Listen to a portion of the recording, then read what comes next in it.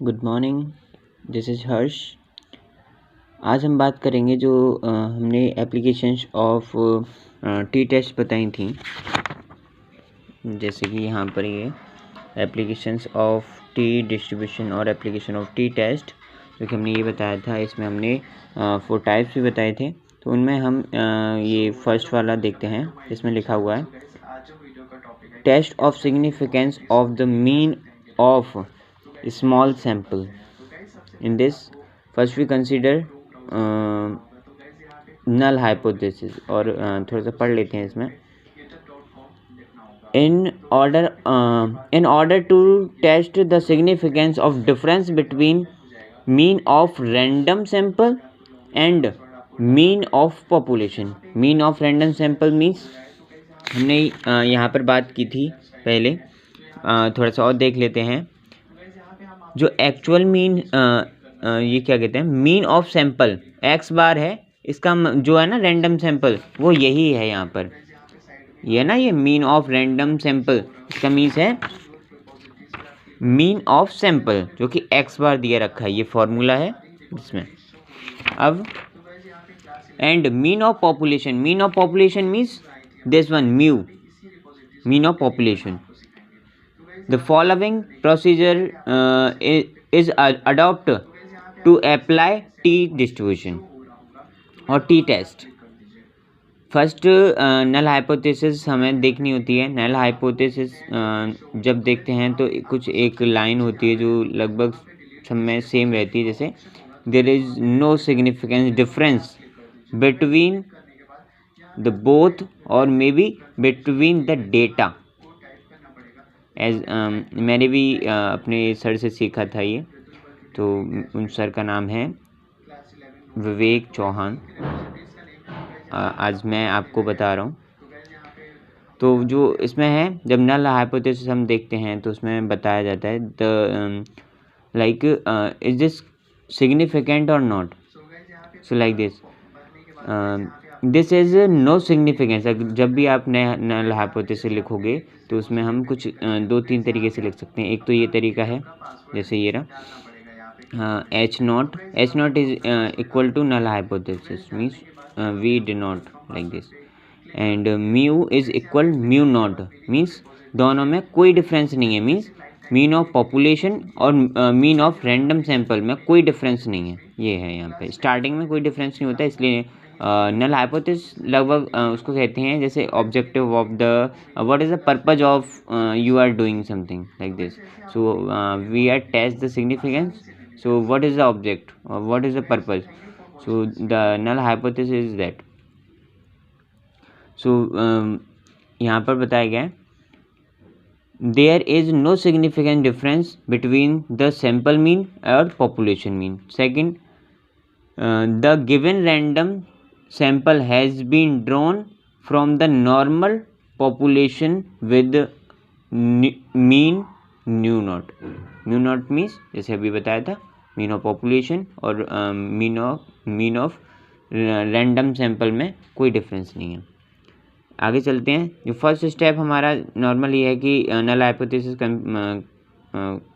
Collect करना है। Null hypothesis क्या है, कैसे है, क्वेश्चन से कलेक्ट करना है। वैसे हम नॉर्मली इसको लिख सकते हैं there is no significance difference between the data means जो भी हमारा दिया गया उसमें।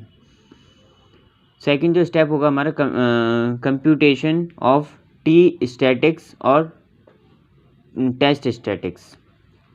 For the following formula used this, जो कि मैंने आपको पहले बताया था टी, एंड इसके बारे में हमने यहाँ पे बताया गया था पहले से कि यहाँ पर T distribution refers to the ratio of difference between sample mean or and population mean to standard error of sample mean, like this formula the same is this। जहाँ पर हमने बताया था x बार हो जाता है, सैम्पल मीन हो जाता है, मीन यहाँ पर म्यू है जो एक्चुअल और हाइपोथेटिकल मीन मीन्स, जो कि हमने यहाँ पर म्यू बताया, म्यू क्या है पॉपुलेशन, सैम्पल यहाँ पर देखो मीन ऑफ पॉपुलेशन वही है यहाँ पर, ये इसके अलग अलग नाम हैं ये जो कि लिखे हुए हैं। नेक्स्ट है standard deviation of sample, standard deviation of sample, जैसे कि हमने यहाँ पर बताया था, यहाँ पर ये रहा, the best possible estimate of standard deviation of population is this. इसका हमने एक फार्मूला भी बताया था कुछ, एक तो ये होता है ये जो कि लिखा हुआ है, और एक हमारा होता है ये, मीन्स वो सेम है, डी को बस हमने खोल दिया है, एक्स माइनस एक्स बार कर दिया है वहाँ पे, बस।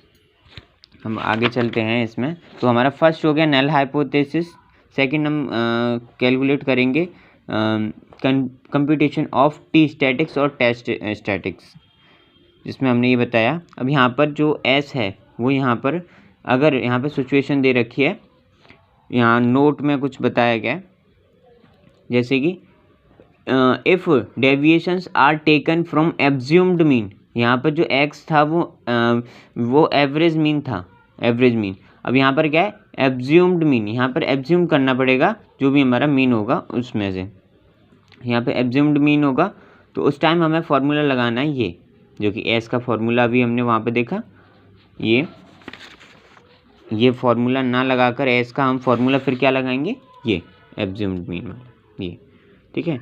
इसमें डी एक्स, इसमें जो डी एक्स बता रखा है वो क्या, डेविएशन ऑफ एब्ज्यूम्ड मीन। इसका मतलब यहाँ पर हम कह सकते हैं एक्स माइनस ए एक्स, मीन्स ये एब्ज्यूम्ड मीन हो गया क्या, होल स्क्वायर अपॉन, ऐसे करके कह सकते हैं। बट ये मैंने अभी जस्ट वैसे ही बता दिया है, जो बस एक्स यहाँ पर है ना, मैं आपको ये बताना चाह रहा हूँ, जो एक्स बार लिखा हुआ है उसकी जगह पर आपको यूज़ करना है A X, means assumed mean. Next the second note है इसका, if standard deviation of the sample, ये स्टैंडर्ड डेविएशन जो हम कैलकुलेट करने वाले हैं, is given in the question of the formula of T will be modify as under, जैसे इस तरीके से मॉडिफाई हो जाएगा, मीन्स यहाँ पर एस था हमारे फॉर्मूले में, देखो यहाँ पर एस है ना, स्टैंडर्ड एरर, वहाँ पर हमारा सिग्मा हो जाएगा, स्टैंडर्ड डेविएशन ऑफ सैंपल, वो यहाँ पर से हटके क्या आ जाएगा, हमारे यहाँ पर आ जाएगा सिग्मा। ये सिचुएशन है, बस दो नोट हैं, जिसमें एब्ज्यूम्ड मीन होगा तो ये वाला फॉर्मूला लगेगा ये, और यहाँ पर अगर सेकंड है, जब क्वेश्चन में स्टैंडर्ड डेविएशन दिया ही रखा है तब हम इसको सिग्मा को यूज़ करेंगे, ठीक। Okay, the third table mean, table value of T, table value of T means, जब हमने पहले हम देखे थे यहाँ पे बुक में, यहाँ लास्ट में हमें टी की कुछ वैल्यू भी दी जाती हैं, जैसे ये रहा स्टूडेंट टी डिस्ट्रीब्यूशन, इसमें हम जैसे ये ना ये टेबल, तो लेवल ऑफ सिग्निफिकेंस और डिग्री ऑफ फ्रीडम, जितना डिग्री ऑफ फ्रीडम और लेवल ऑफ सिग्निफिकेंस, यहाँ से लेके ये सारे लेवल ऑफ सिग्निफिकेंस हैं, और यहाँ से लेके ये सब डिग्री ऑफ फ्रीडम है, ये सारे। तो यहाँ पर अगर हमें कोई पर्टिकुलर किसी डिग्री ऑफ फ्रीडम के बारे में बताना हो और ये इन दोनों को, तो यहाँ पर जैसे मान लो अगर मुझे डिग्री ऑफ फ्रीडम 9 दे रखी है और लेवल ऑफ सिग्निफिकेंस हमें 0.05 दे रखा है, तो यहाँ से 9 और 5 को अगर देखें तो यहाँ पर ऐसे करके ये आ रहा है 2 पॉइंट, तो जहाँ ये इंटरसेक्ट करेगा वही हमारी वैल्यू होगी। तो बस ये यहीं पे जो टेबल वैल्यू बता रखे हैं वो यही बता रहा है, बस यहाँ पे जो ये टेबल वैल्यू बोला है वो उसी को बताना है, और क्रिटिकल वैल्यू भी उसी को कहते हैं।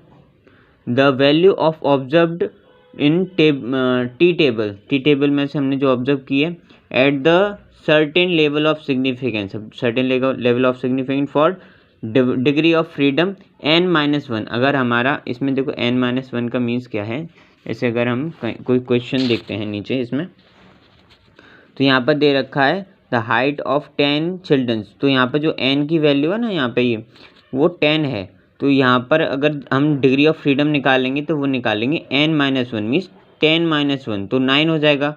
वैसे ही यहाँ पर है ये, तो n-1 जो डिग्री ऑफ फ्रीडम निकाला जाता है वो n-1 मीन्स यहाँ पर जो दे रखा है 10 चिल्ड्रंस, तो 10 चिल्ड्रन मीन्स 10 n की वैल्यू है, -1 कर दो तो डिग्री ऑफ फ्रीडम हमारी कैलकुलेट हो जाएगी।